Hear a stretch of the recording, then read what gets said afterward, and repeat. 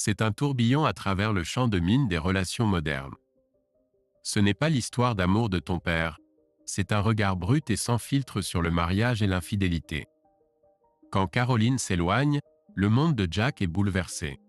Alors que Jack ramasse les morceaux, jonglant avec un changement de carrière et la paternité célibataire, il croise le chemin de l'énigmatique Hazel. Pendant ce temps, Caroline lutte avec les conséquences de ses choix, forcée d'affronter des vérités dures sur elle-même et ses relations. Ce récit est un rappel brutal que la vie peut vous réserver des surprises à tout moment et qu'il n'est jamais trop tard pour réécrire votre propre histoire. Jack trouve son rythme avec ses recherches, surfant sur une vague d'énergie mentale libérée depuis que sa vie a été chamboulée. Il a hâte de se plonger dans la bibliothèque pendant quelques heures. C'est l'occasion de chasser Caroline de son esprit un moment. En regardant en arrière, son temps à la banque semble être une sorte de peine qu'il a purgée il y a des siècles. Quand les pensées de Caroline s'immiscent, il se rend compte que la distance lui donne une nouvelle perspective. Elle n'est pas parfaite, elle a semé ce qu'elle récolte. Ce n'est pas de sa faute, et il n'a aucune raison de se blâmer pour cela.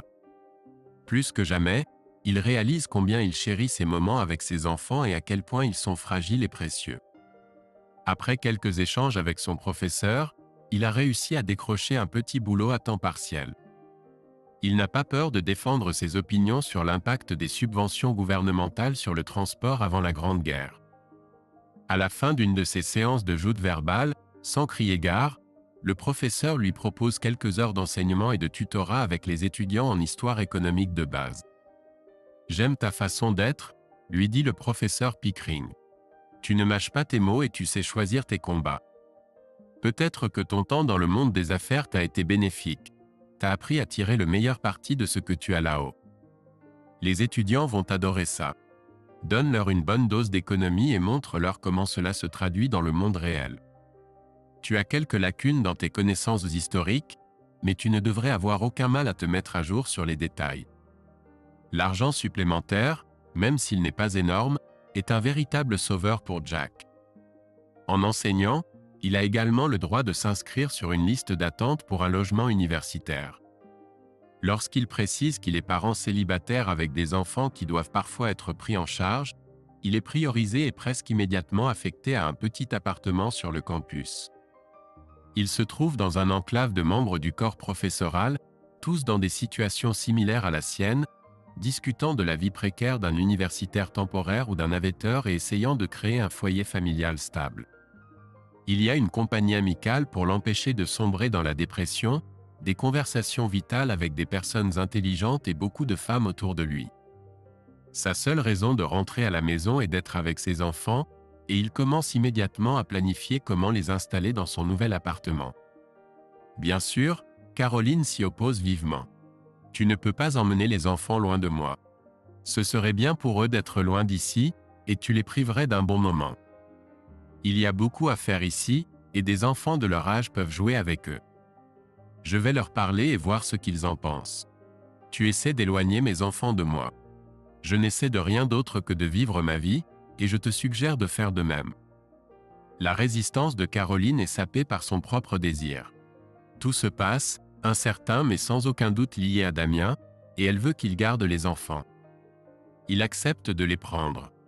Lors de la réunion hebdomadaire de la faculté, il rencontre pour la première fois de nombreux de ses nouveaux collègues. Il y a plusieurs dizaines de membres du corps enseignant, principalement des femmes enseignant la littérature, avec des tisanes devant elles, quelques philosophes masculins austères, et un groupe mixte d'historiens et de classicistes. Parmi les historiens, Jack est le seul étudiant en économie autre que son professeur. Il ne dit pas grand-chose au début, observant ses collègues socialisés, surpris par leurs attaques personnelles et leur défense ouverte de leurs intérêts de sujet. Ce n'est pas du tout le monde des affaires tel qu'il le comprend, et il se demande comment ces gens travaillent ensemble pour préparer le cours. Le professeur de littérature présidant la réunion semble ignorer la plupart des personnes qui veulent parler. Il n'a pas présenté Jack, et il remarque une ou deux personnes qui le regardent avec curiosité, et il lui semble hostilité. Il décide qu'il ne se laissera pas intimider. Il est surpris lorsque, 10 minutes après le début de la réunion, Le professeur Pickering le présente et lui dit que le programme actuel des cours d'histoire introductive dispensés aux étudiants de première année en lettres manque d'une perspective économique. Nous devrions profiter de la présence de Jack pour ajouter un peu d'économie au cours sur l'impérialisme du XIXe siècle et aussi à un cours sur la montée du fascisme. Évidemment, ce sujet a déjà été discuté et, comme tout le reste, suscite une vague d'émotions. Ce n'est pas à l'ordre du jour, renifle l'une des post-structuralistes. Tu ne cesseras jamais d'essayer de changer l'opinion des autres?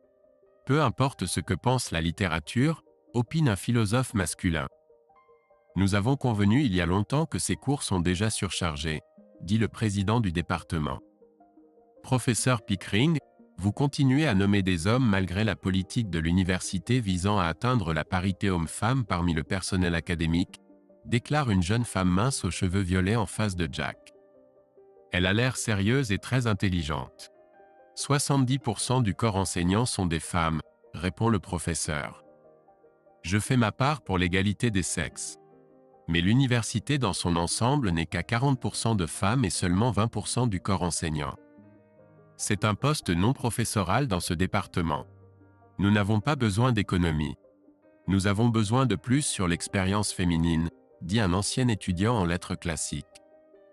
Nos étudiants demandent plus d'économie, remarque raisonnablement le professeur Pickering. Et les questions économiques sont particulièrement pertinentes pour l'expérience féminine. N'est-ce pas, Jack? Il y a une opportunité de traiter de l'économie sans rémunération et aussi d'inclure une étude de cas sur l'impact de la Grande Dépression sur les travailleurs domestiques, dit Jack, un peu nerveux dans cette arène et sentant tous les regards posés sur lui. Il croise le regard de la femme de l'autre côté de la salle et elle semble amusée et prête à le réprimander. Si cela réduit l'accent ridicule mis sur la politique étrangère et de défense, je suis entièrement pour, dit-elle. Même si cela affectera malheureusement la politique d'égalité et de diversité de cette université non représentative. Merci, Hazel, pour votre soutien enthousiaste, dit le professeur Pickering. Alors, Dr. Kirk, les hommes sont-ils d'accord? Demande ironiquement le président. Nous devons voter, crie quelqu'un. Il n'y a rien à voter, dit le président. Je n'entends aucune motion alternative. Donc, nous sommes d'accord. Exactement ce dont nous avons besoin. Un banquier blanc pour sauver la faculté de la faillite, dit la femme à côté de Jack, se lève et s'éloigne d'un pas théâtral. Peu de temps après, la réunion se termine et Jack apprend de son professeur qu'il a obtenu 10 heures supplémentaires d'enseignement par semaine après la moitié d'un semestre, en plus du temps pour les corrections. Il n'en croit pas ses yeux. Les choses s'améliorent. Il commence à se sentir chez lui lorsqu'il recommence à courir. Le campus universitaire est situé dans un parc spacieux et attrayant qui descend vers la rivière, avec des bois et des champs cultivables s'étendant au-delà. Il sort à l'heure du déjeuner lorsque le soleil est haut et suit un court itinéraire qu'il a tracé le long de sentiers où il peut courir sur des surfaces souples. Il est tellement captivé par l'expérience et excité par son nouvel environnement qu'il continue pour un deuxième tour, se laissant suffisamment de temps pour se doucher et se changer pour l'atelier de l'après-midi. Il ne s'était pas senti aussi bien depuis longtemps. Le lendemain, il court par temps couvert et se concentre sur la vitesse, voulant compenser sa récente négligence en matière de conditions physiques et croyant qu'en se fixant des objectifs physiques, il aidera à sa guérison mentale. Il a traversé la rivière en se sentant fort et en forme, avec seulement un peu de douleur au tendon d'Achille restant de la veille, et il est déjà en train de gravir la pente à travers les bois lorsqu'il voit une coureuse devant lui, une femme élancée. Ils émergent dans un champ d'orge accidenté et il voit qu'elle est habillée en lycrotite et débardeur, les cheveux tirés en arrière avec un bandeau de sueur. Il réalise que sa présence silencieuse dans la campagne déserte pourrait la déranger, mais il ne sait pas quoi faire à ce sujet. Il s'approche et se rend compte que la femme a accéléré. Elle ne veut pas qu'il la dépasse, mais il prend quand même la route. En s'approchant d'elle, il la laisse passer sur toute la largeur du chemin et alors qu'il la dépasse, il dit « Eh, super endroit pour courir ». Elle tourne la tête avec un visage concentré et il voit que c'est le Dr. Hazel Kirk du département de littérature, la femme qui était assise en face de lui lors de la réunion de la faculté. Il sourit, saute sur le côté et maintient une vitesse phénoménale tout le long du chemin du retour. Après un moment, Il la rencontre en montant les marches du bâtiment des sciences humaines. Tu te la joues, elle réplique. Il ne sait pas si elle plaisante et essaie de parler sur un ton léger et autodépréciatif. Il faut brûler de l'énergie puisqu'il y a tant de travail mental à faire. Eh bien, ne te sens pas obligé de m'impressionner. Je ne devrais pas. J'ai fait de mon mieux pour rester en dehors de ton chemin. Alors tu n'as pas réussi. Non, tu n'as pas réussi à me devancer. Il sourit intensément et se sépare. Elle est belle avec ses cheveux attachés en arrière et de la peinture qui coule sur ses joues. Le lendemain, il la voit seule dans un café, feuilletant une pile de copies. Il prend son café et s'assoit en face d'elle. « Dis-moi si ça te dérange que je m'assoie ici. » Elle hausse les épaules. « Pourquoi ça me dérangerait? Je suis occupée. Je suis seule. Je ne connais personne ici. Nous travaillons dans des départements différents, mais avons-nous le droit d'être amis? » Elle relève brusquement la tête et il se fixe. Finalement, elle dit « Tu n'as pas besoin de demander la permission. Je suis fondamentalement heureuse de parler à n'importe qui. Tu es en colère. Pourquoi? » Stupéfait, il la regarde de plus près. Pourrait-elle vraiment lire en lui comme dans un livre ouvert? Tu ne m'aimes pas? Pourquoi répondre à une question par une question? Je ne te connais pas, mais je suis intéressé par la réponse à ma question. Je suppose que tu es imparfait et solitaire, et c'est intéressant. Je t'offrirai un verre un soir et tu me raconteras tout sur toi. Ensuite, je déciderai si nous pouvons être amis. En attendant, j'ai du travail. Merci de m'avoir soutenu lors de la réunion de la faculté. Je ne t'ai pas soutenu. J'aurais voté pour plus de théories littéraires féministes, mais nous n'avons pas le personnel pour l'enseigner. Tu as de la chance, surtout pour un banquier. Merci quand même, et je ne suis plus banquier maintenant. Ils se retrouvent le soir suivant dans l'un des bars du campus. C'est un choc pour Jack de se retrouver de nouveau parmi les étudiants bruyants, et il regarde autour de lui, insouciant et amusé, se remémorant sa jeunesse universitaire. Hazel insiste pour payer les boissons. Il demande une pinte de bière locale en fût et remarque qu'elle boit de l'eau, une pinte d'eau du robinet. À moins que ce ne soit du gin, il propose, avec espoir. Elle rit. Je vis de mon intelligence et je la traite avec respect, et je ne gaspille pas d'argent. Il n'y en a pas beaucoup par ici. C'est ma tournée pour la prochaine. Je n'en prendrai qu'une seule. Raisonnable. Ne t'enflamme pas. À demain alors. La bière me rend meilleur. Il parle des affaires de la faculté, des collègues, bien que Hazel précise qu'elle ne fait pas de commérage, de la course à pied et pourquoi il pense que la bière lui est bénéfique. Il parle du fait que cela le rend moins timide et plus ouvert à s'exprimer. Elle lui dit qu'il doit trouver le courage d'être lui-même sans stimulant. Peut-être que c'est toi qui as peur de perdre le contrôle de toi-même, répond-il en poussant son verre d'eau à moitié vide. Le gin peut faire des merveilles, alors on est amis maintenant? Elle hoche la tête prudemment. Tu n'es pas si effrayant maintenant que je te connais un peu. On pourrait courir ensemble. Pour que tu puisses me dépasser? Te suivre. Tu serais mieux de courir avec moi. Ils conviennent de courir lorsqu'ils sont tous les deux libres pendant leur pause déjeuner, et ils courent quelques fois par semaine. Il fait un tour avec Hazel puis un pour la vitesse. Il n'a pas autant de cours qu'elle. Malgré sa demande qu'il réponde aux questions, ils sont tous les deux réticents à parler de leur vie personnelle. Mais ensuite, Ben et Amy viennent rendre visite pour un semestre. Ils se promènent sur le campus avec un bébé dans les bras, et puis ils rencontrent Hazel en sortant d'une librairie. « Ce sont des gardes du corps ?» demande-t-elle. « Je voudrais vous présenter mes enfants. Ben, Amy, voici Hazel, ma collègue du département des sciences humaines. » Elle est féministe. Qu'est-ce qu'une féministe? Demandent les deux enfants en même temps. Quelqu'un qui croit que les femmes et les filles devraient avoir les mêmes chances dans la vie et ne pas être discriminées en raison de leur genre, dit Hazel. Et que le monde est sous l'emprise d'une oligarchie patriarcale, principalement des banquiers maléfiques cherchant à détruire la civilisation, ajoute Jack.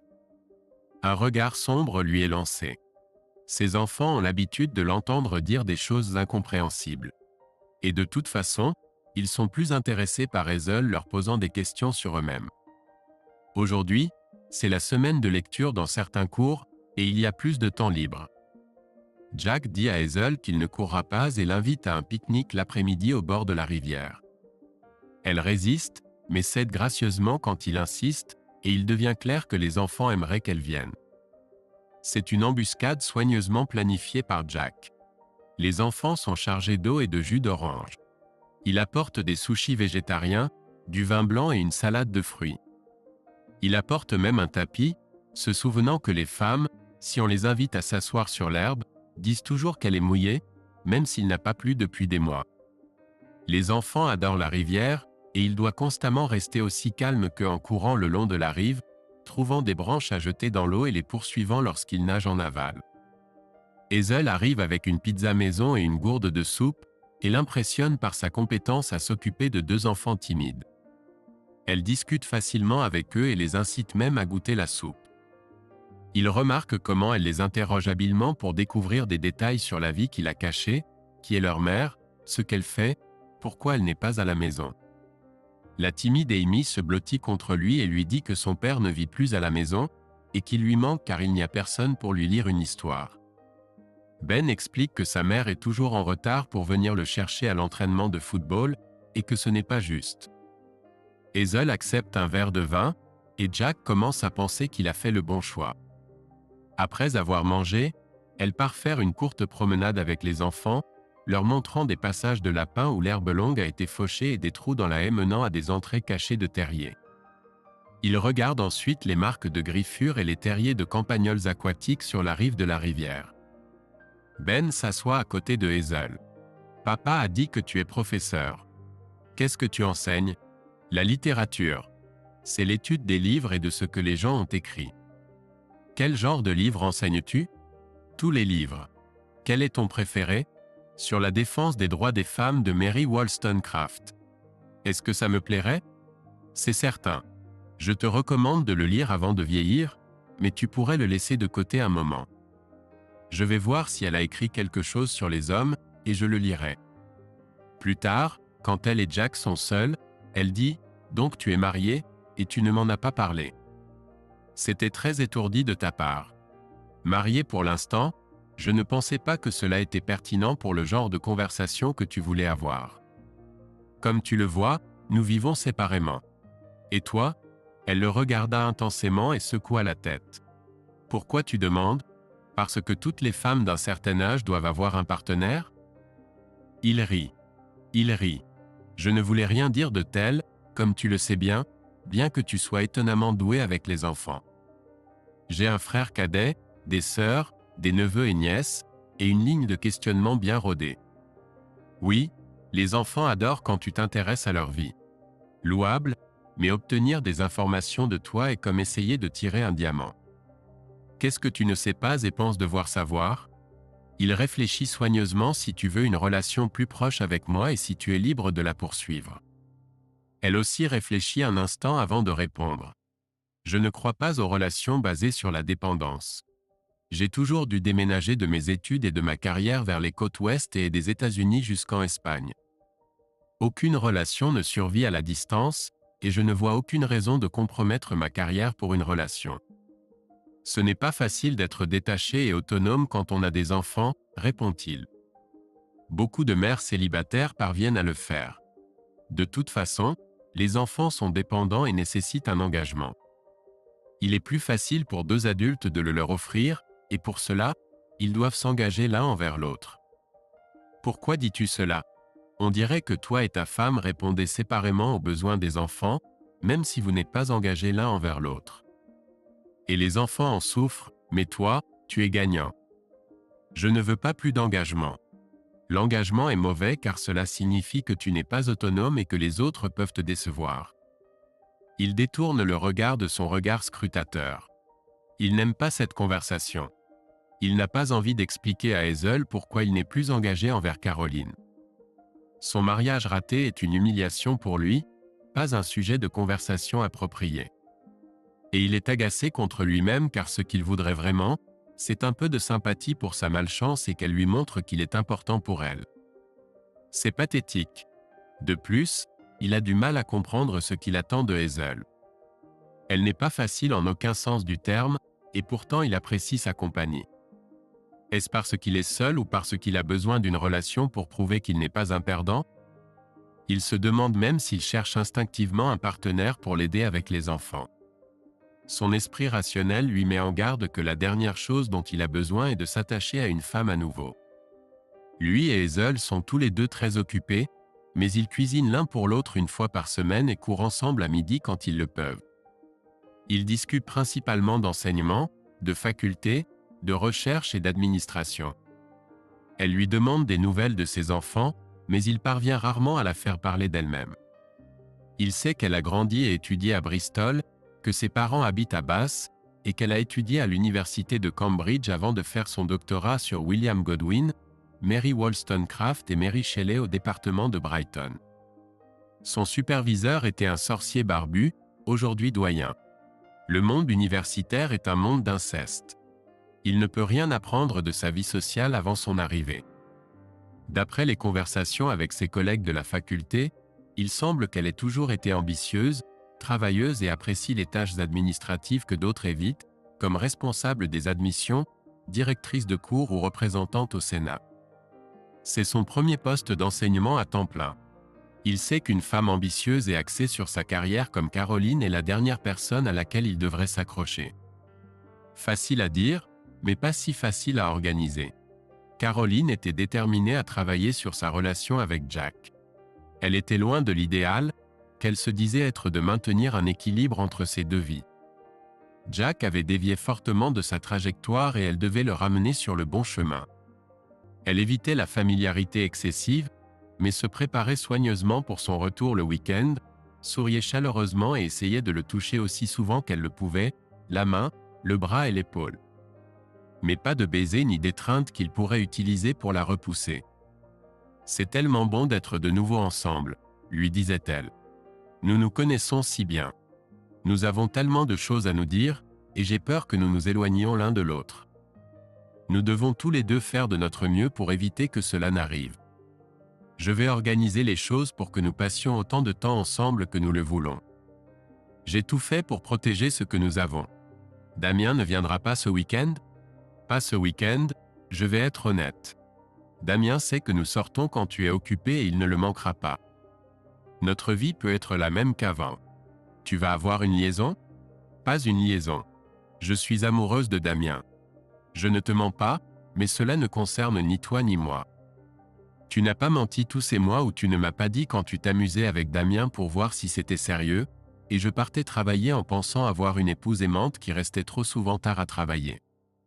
Elle resta silencieuse un moment, mais finit par dire « Tu as un don pour manier les mots. Tu arrives toujours à me faire passer pour la mauvaise. Mais Damien et moi nous nous aimons énormément, et tu ne peux pas déformer les choses pour les rendre mauvaises. J'aimerais trouver un moyen de te montrer à quel point il est un homme bien. Tu ne serais pas jaloux si tu voyais ce qui me fait l'aimer. » Elle se mit à pleurer, une nouveauté, mais pas nécessairement hors scénario.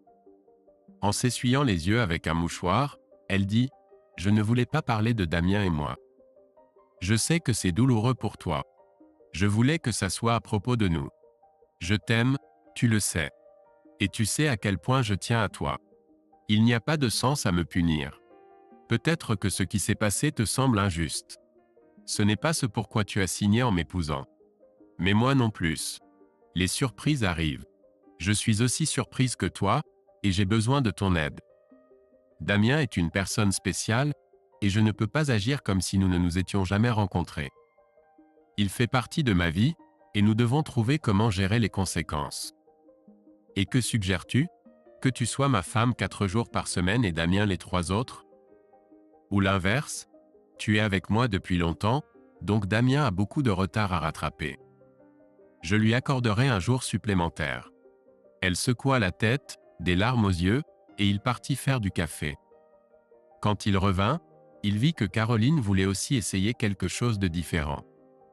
Elle s'assit à côté de lui sur le canapé. « Chérie, les choses ne vont pas bien. Nous devons travailler à mieux nous comprendre. Reste avec moi un moment. Nous avons besoin d'un meilleur plan.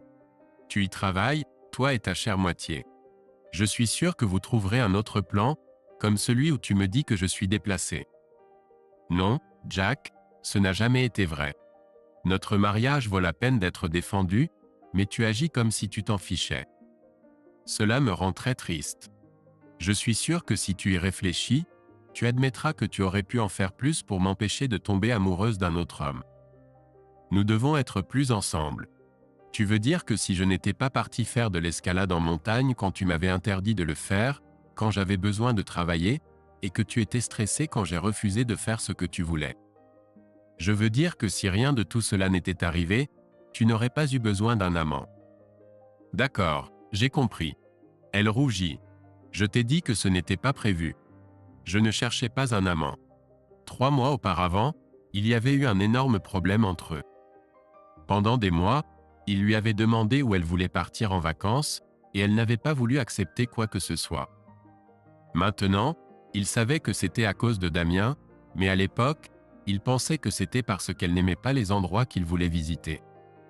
Il avait finalement cédé et réservé des vacances pour faire ce qu'il voulait seul. Elle avait été furieuse, se plaignant de la garde des enfants, mais il était quand même parti, marchant et escaladant dans le nord de la Grèce. Elle resta silencieuse un moment, puis s'éclaircit et le regarda à nouveau. Je comprends la douleur que cela t'a causée. C'est ta vanité stupide. Je ne peux pas dire non à Damien parce que je l'aime, et c'est une expression de mes sentiments. C'est comme avoir un bon dîner avec quelqu'un. Tu te fais beau pour donner à l'événement un charme spécial pour savourer le moment, et tu peux apprécier un dîner d'affaires aussi bien qu'un dîner avec un être cher. J'aime Damien. Je l'adore car je l'adore. Je veux être parfaite pour lui, mais seulement parce que je l'aime tellement.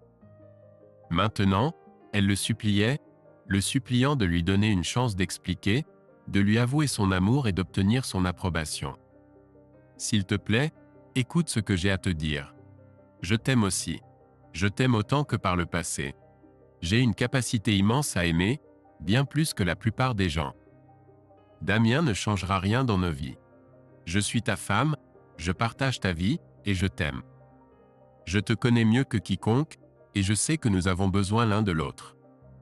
Damien ne se mettra jamais en travers de ça. Je m'en occuperai. Maintenant, je veux que tu ailles te coucher. Ça me déplaît quand tu dors loin de moi. Tu ne peux pas être à l'aise sur le canapé, et ça me rend triste. Tu as probablement raison. Je suis un amant limité à tous égards. Peu de capacité à aimer, limité au lit, et je te rends triste. Je m'en rends compte maintenant. Étrangement, je ne peux pas dormir à côté d'une épouse qui rêve de son amant. S'il te plaît, c'est important. Je veux être avec toi, te montrer mon amour. Pourquoi? Crois-tu que je veux coucher avec toi? Me connais-tu si mal? Penses-tu que je veux coucher avec une femme qui s'est amusée avec un autre homme? Si j'aimais ça, je me trouverais une putain. Elle frissonna. C'est terrible à dire. Terrible. Quoi qu'il en soit, j'apprécie ta franchise. Sois reconnaissante de la mienne. Dois-je m'excuser encore? Je voulais agir de bonne foi. Le sexe ne devrait pas être un obstacle. Ne t'inquiète pas, ça ne sera pas un obstacle. Ça n'arrivera jamais entre nous. Leurs regards se croisèrent, et il nota avec satisfaction qu'il avait enfin percé son discours absurde. Elle posa son verre de vin de côté et se leva. Comment peux-tu tout gâcher alors que j'ai tant mis d'efforts dans tout ça? Tu as raison, je suis vraiment un connard. Mais ne t'inquiète pas pour moi. Je me suis fait beaucoup d'amis à l'université, et des amis spéciaux en plus. Je ne souffrirai pas. Il le dit pour remercier Damien, mais à cet instant même, il réalisa que c'était vrai. Hazel était spéciale. Juste penser à elle le rendait meilleur. Ce n'est pas ce que je voulais. Tu vas passer au-dessus. Moi, j'ai déjà passé au-dessus. Je ne pense même plus à Damien ces derniers temps. Elle sortit de la pièce et il courut à nouveau. Il courut comme il n'avait jamais couru. Mort, sans vie, inspiré. Un autre week-end, elle vint vers lui agitée et en colère. Mon père a appelé et a dit qu'ils ont appelé pendant que tu étais là. Tu as parlé avec eux? Il hocha la tête. Tu as dit à Georges qu'il ne pouvait pas venir demain? On ne peut pas laisser mes parents perturber la situation, surtout maintenant que nous vivons ensemble beaucoup mieux qu'avant. Bien sûr que j'ai dit qu'ils pouvaient venir. J'aime tes parents. Ils sont très sympas et je ne veux pas les décevoir. Tu leur as déjà dit qu'ils pouvaient rester? et je ne vois aucune raison de refuser l'invitation. Elle était furieuse. Ne sois pas stupide. C'était avant que tu ailles à Brighton. Tu sais pourquoi ils ne peuvent pas venir. Je suppose que tu comptes continuer cette farce de dormir sur le canapé, et qu'est-ce qu'ils vont penser? Il haussa les épaules. As-tu peur de la vérité? Ils sont adultes maintenant. Laisse-les tirer leurs propres conclusions, ou tu peux leur expliquer le sommeil. Découvre si ta mère pense que tes deux hommes dans un mariage est très sensé. Je suis sûr qu'ils comprendront.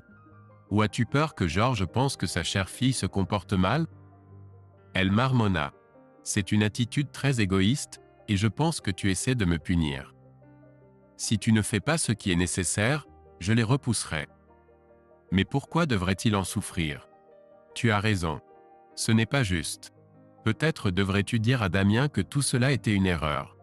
Que maman et papa n'approuveront pas. Pour d'autres raisons, ce serait bien si tu partageais mon lit. Elle ajouta, Damien ne te suffit-il pas? Ne sois pas impoli. Je pense à toi. Ce n'est pas bon d'être sans toi. Comment sais-tu ce que je vais obtenir? Elle le regarda intensément. Je suppose que puisque tu refuses d'être avec moi, tu n'obtiendras rien. Si tu dors avec moi, je pense que tu devrais me le dire. Il lui sourit en retour. Tu veux dire au cas où je te transmettrais une vilaine maladie. Mais ne t'inquiète pas, je n'attendrai pas plus de 3 mois avant de te parler de mon infidélité. N'est-ce pas ce que tu as fait avec moi? Je ne couche pas à droite et à gauche, marmonna-t-elle. Je suis seulement avec Damien, et nous nous aimons. Tu ne prends aucun risque avec moi. Étrange, mais c'est une question de savoir si j'accepte ta parole ou celle de Damien. Es-tu sûr qu'il n'a pas une série de maîtresses malléables, comme un homme avec un long passé de séduction de femmes mariées?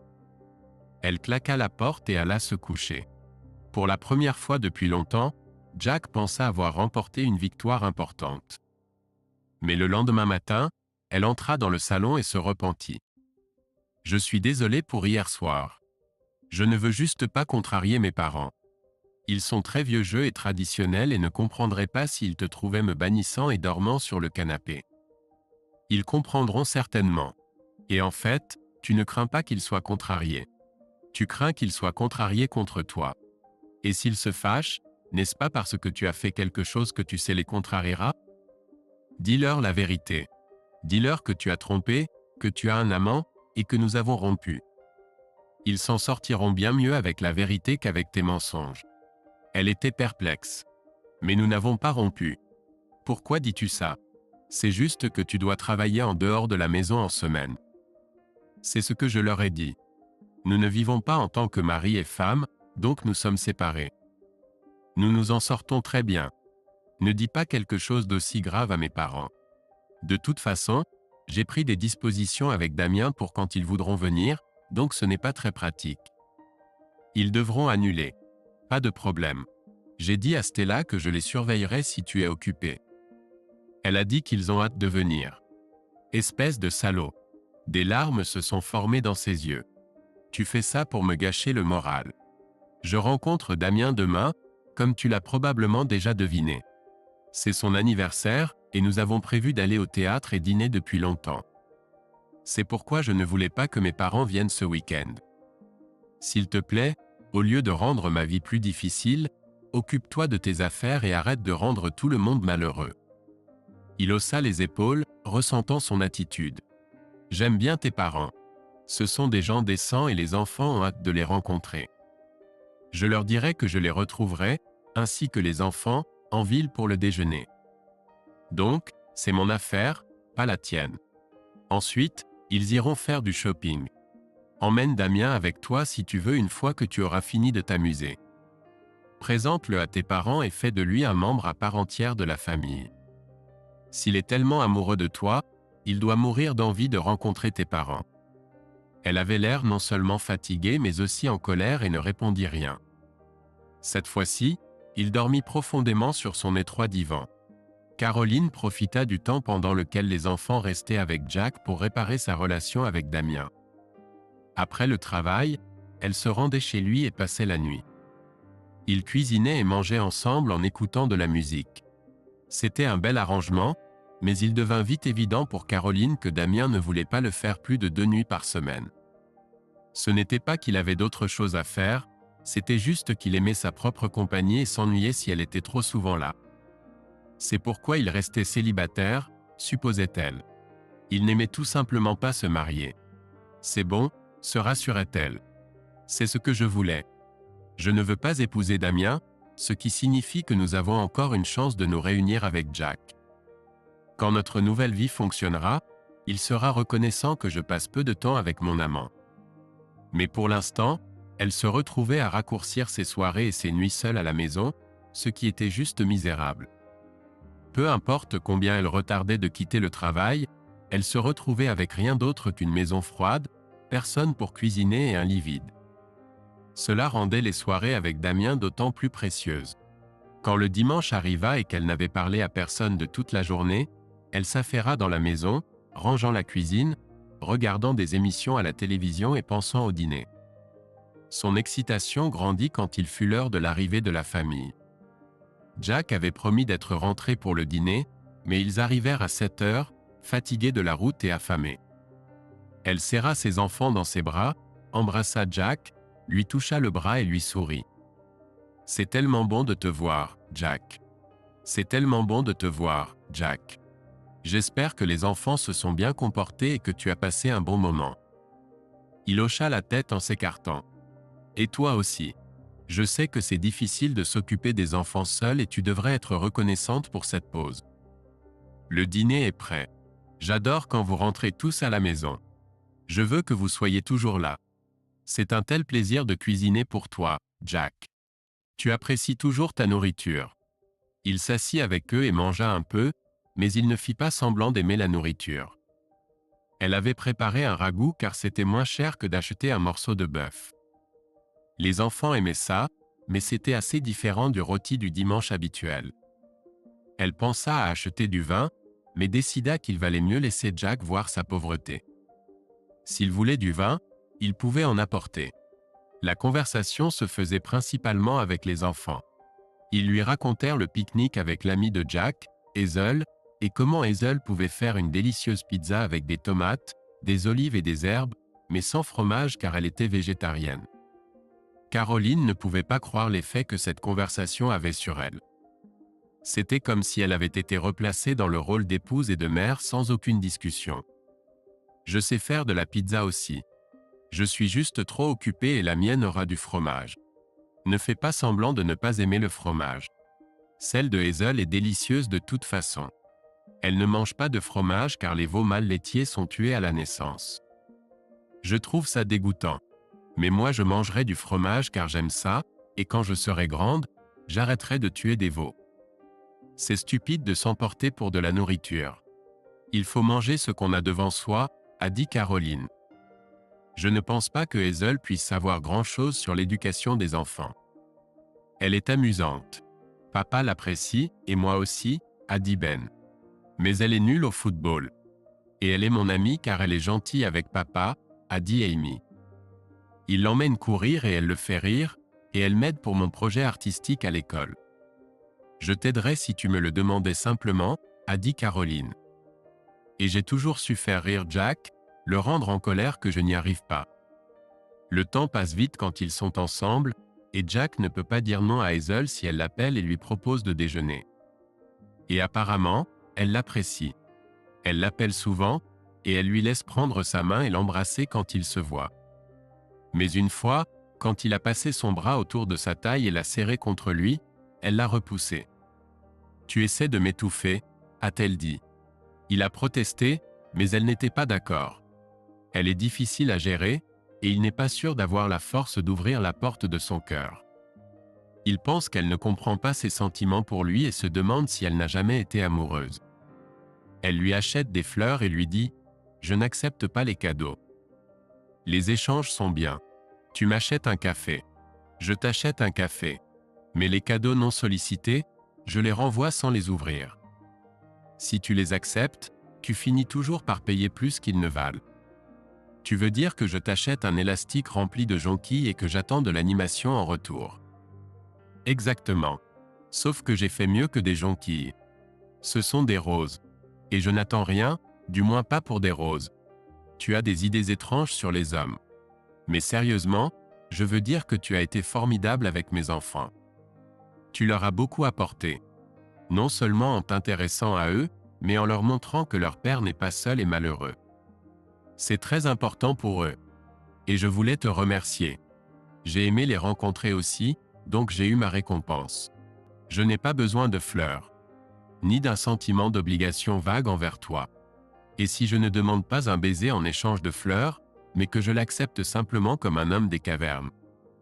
Il demande et fait immédiatement ce qu'on lui dit, l'embrassant sur les lèvres. Maintenant, tu devras faire de même avec moi pour ne pas être en dette. Il est soulagé quand elle rit et fait comme il le suggère. Il trouve une bouteille de jus vide et place avec défiance ses roses dans la bouteille au centre de son bureau. Elle sourit. Peu de temps après, ils doivent tous les deux partir travailler. Lui à la bibliothèque, elle en cours. Les enfants viennent pour le week-end. Il sait qu'Hazel aime la compagnie des enfants, et elle les emmène en excursion sur la côte de Wittering, où il y a des plages de sable.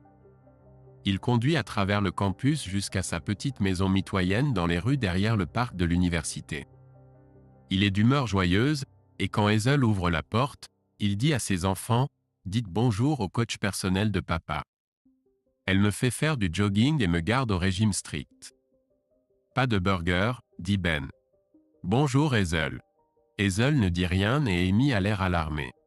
Nous sommes là pour réclamer nos bisous en échange de mes roses, ajoute Jack, cherchant quelque chose de léger. Hazel ne dit rien, et il réalise soudain qu'elle est plus pâle qu'il ne l'a jamais vue et qu'elle tremble. Il se précipite vers elle et prend sa main. Qu'est-ce qui ne va pas? Tu es malade? Elle secoue la tête, incapable de trouver ses mots. Elle a froid, et quand il passe son bras autour d'elle, elle s'effondre, à peine capable de rester debout. Hazel, que se passe-t-il?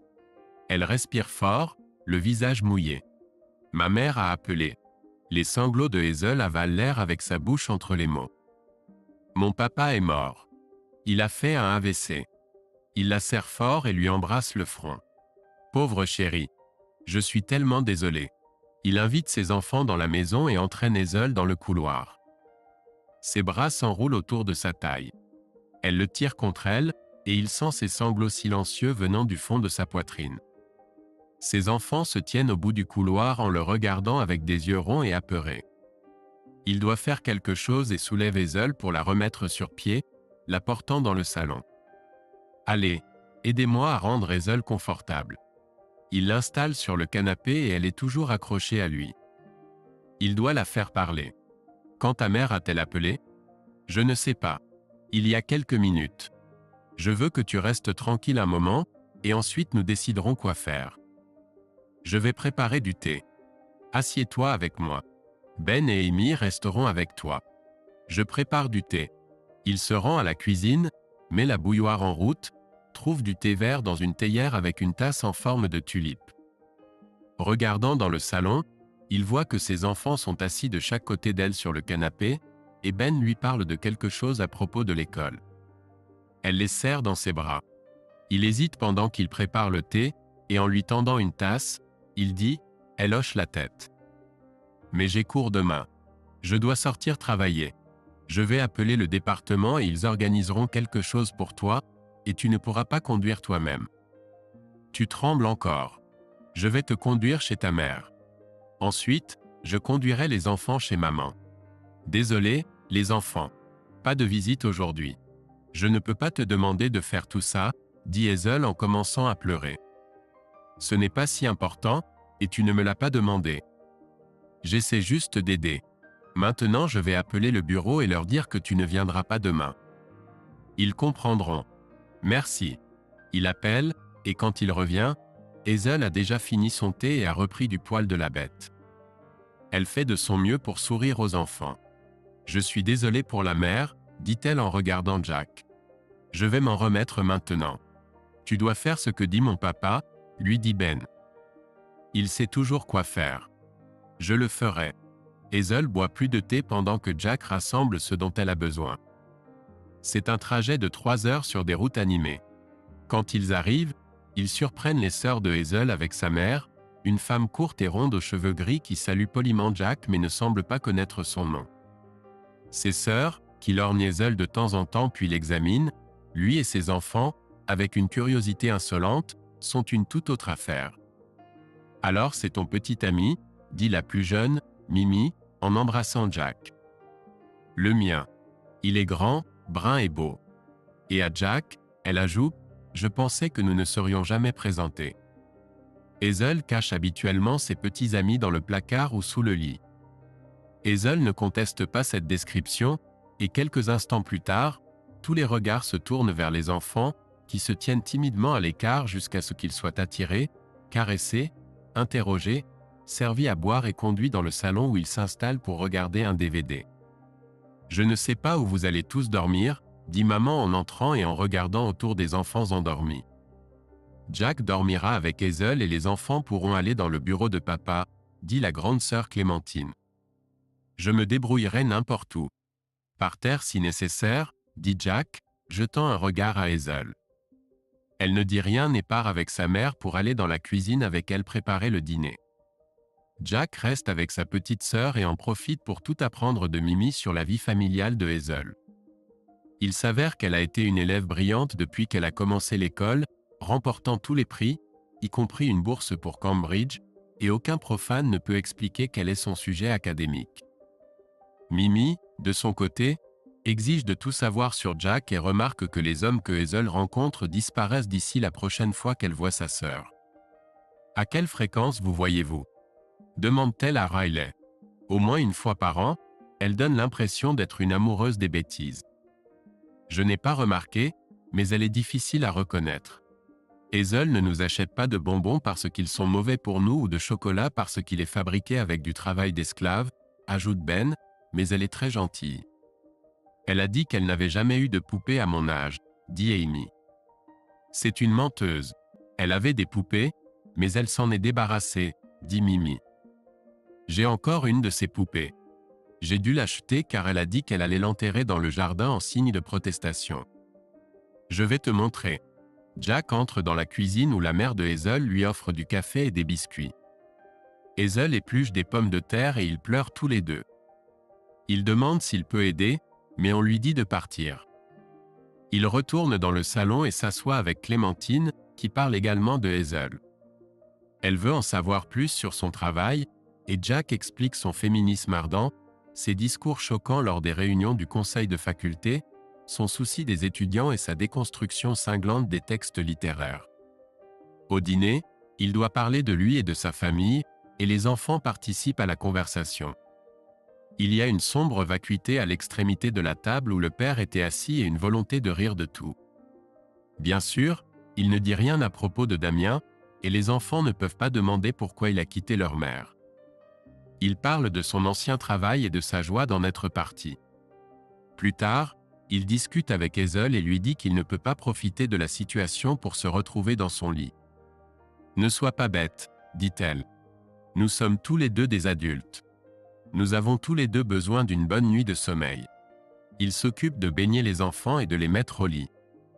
Mimi lève la main et prend quelques livres de son enfance pour les lire. Elle ressemble beaucoup à Hazel, mais en plus doux et plus gentil. Il réalise qu'il admire et répond à la mignonnerie de Hazel. Il veut une femme mentalement stable, qui donne autant qu'elle reçoit sans se plaindre. Elle peut être difficile à reconnaître, mais si elle pense que quelque chose est important, elle ne manquera pas de le dire. Tout le monde prend un verre avant d'aller se coucher. Hazel ne boit que de l'eau tonique. Tout le monde est plongé dans ses pensées, tous pensant à leur perte. Et Jack sirote son scotch, souhaitant avoir rencontré le père de Hazel.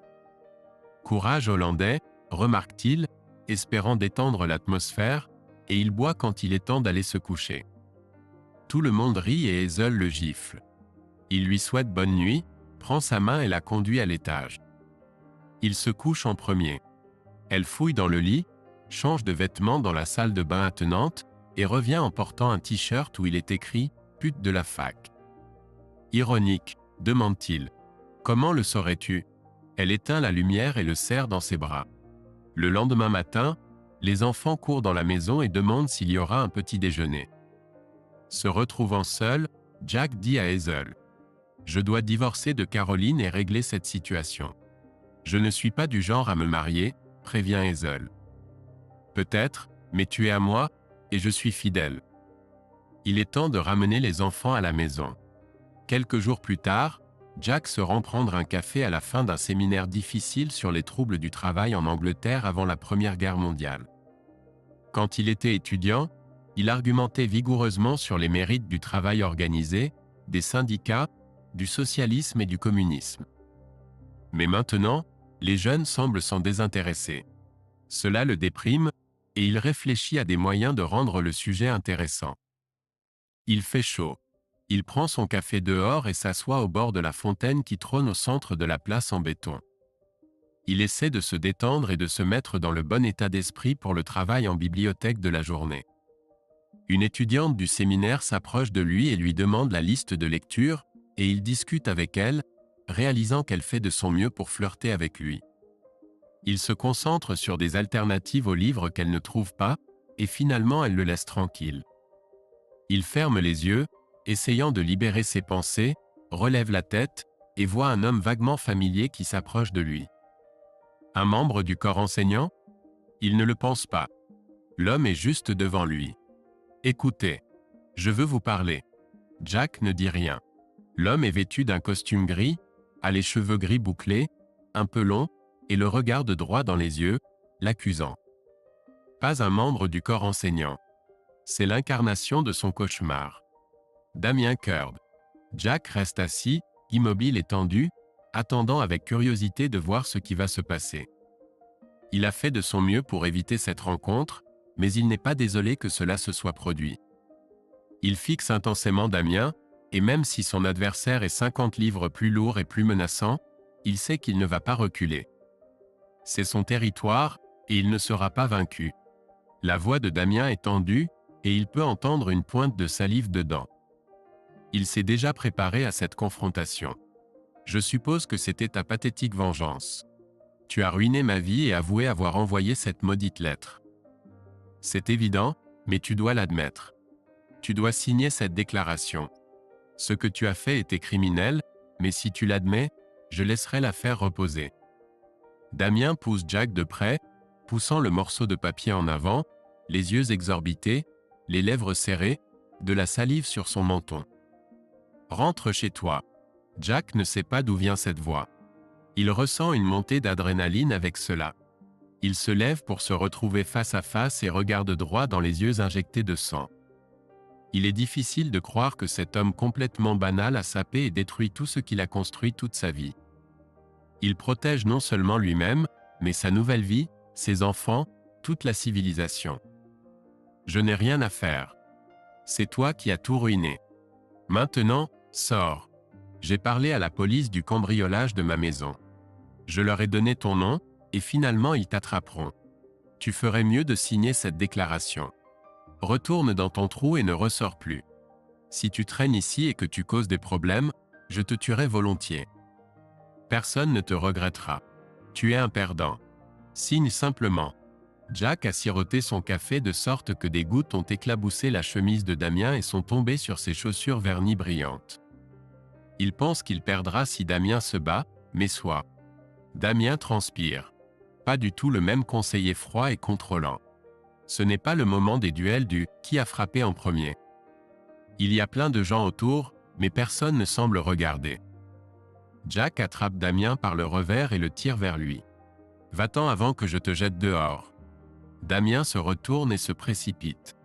Le coup de poing passe devant la joue de Jack et il se déplace sur le côté. Jack le pousse pour qu'il trébuche sur le trottoir et tombe, éclaboussant de l'eau. Une douzaine de personnes regardent. Elles n'ont pas l'air surpris et applaudissent mollement comme s'il avait déjà tout vu. Damien se précipite vers la fontaine, mais Jack s'écarte. Cela lui demande un certain effort de volonté, mais il avance sans se retourner. Le papier qu'on lui a dit de signer est emporté par une brise et vole à travers la place, mais il continue de marcher. Il s'attend à être poursuivi, mais il atteint la bibliothèque et passe par la porte en utilisant sa carte de sécurité. Un frisson commence à le saisir et il s'assoit sur le siège le plus proche, attrapant un journal. Il se sent bien dans sa peau. Il a envie de crier à plein poumon et de frapper l'air de ses poings. Ce sentiment perdure jusqu'au soir où il organise de retrouver Hazel au bar pour boire un verre à la fin de son cours tardif. Quand il arrive, elle est déjà assise là avec quelques étudiants et lui lance un regard boudeur, comme agacée d'être dérangée. Il lui demande poliment si quelqu'un souhaite boire quelque chose et se rend au bar pour en prendre un pour lui. À son retour, les étudiants sont déjà partis et il se penche pour embrasser Hazel. Elle ne perd pas de temps et n'épargne pas ses sentiments. « Tu cherches à me faire honte ? Je t'ai fait confiance et maintenant je découvre que tu n'es qu'un voyou des rues. Comment as-tu pu ?» Stupéfait, Jack se redresse. « Attends une minute, Hazel. Je suppose que c'est à propos de ma rencontre avec l'amant de Caroline. Que penses-tu qu'il s'est passé ? Cela ne regarde que lui et moi. Ce salaud m'a attaqué et je me suis défendu. J'ai été trop retenu par rapport à ce que j'aurais pu faire. Une bagarre en public ? C'est une université. Nous nous enorgueillissons de former des esprits pour résoudre les problèmes du monde. Comment la bagarre peut-elle t'aider ? Je déteste ce que tu as fait. Il y a toujours une autre solution. J'aurais dû le laisser me frapper. Tu aurais dû t'en aller. C'est ce que j'ai fait dès que j'ai pu. Se battre devant tout le monde sur la place de l'université. Tu ternis ta réputation. Je me sens humilié juste à te connaître. Je déteste ce genre de choses. Je n'ai rien fait contre toi. Cela va à l'encontre de tout ce en quoi je crois. Quelle chance ont les femmes si les hommes s'affirment avec leurs poings. L'égalité exige de vivre selon des règles civilisées et de se respecter mutuellement. Je n'ai pas frappé une femme. C'est toi qui as dit que personne n'appartient à personne. C'est moi qui ai dit que personne n'appartient à personne. J'assume mon acte, mais tu n'y es pour rien. Et si cela se reproduisait, je ferais la même chose. Je ne suis pas pacifiste. Je crois qu'il faut se battre pour ce en quoi on croit. Il ne faut juste pas se battre avec les poings dans la plupart des cas. Je dirais que tu penses de la même manière, et que la force physique d'un homme peut être utilisée pour défendre l'égalité autant que pour représenter une menace. Tu ne me connais pas du tout. Je crois en la puissance du monde. Tu ne me connais pas du tout. Je crois en vivre selon des principes. Je ne veux pas connaître un homme qui utilise ses poings pour soulager ses émotions. Elle se lève. Ne te donne pas la peine de me préparer le dîner. Elle quitte le bar, laissant Jack seul avec son verre et se sentant comme écrasé par une avalanche. Son état émotionnel ne s'améliore pas quand un couple de joueurs de rugby ivres se penche vers lui et l'encourage. « Bien joué, mec. On t'a vu mettre ce crétin dans la fontaine. Génial. » Tout le monde semble le regarder. Tout le monde a été témoin de la bagarre.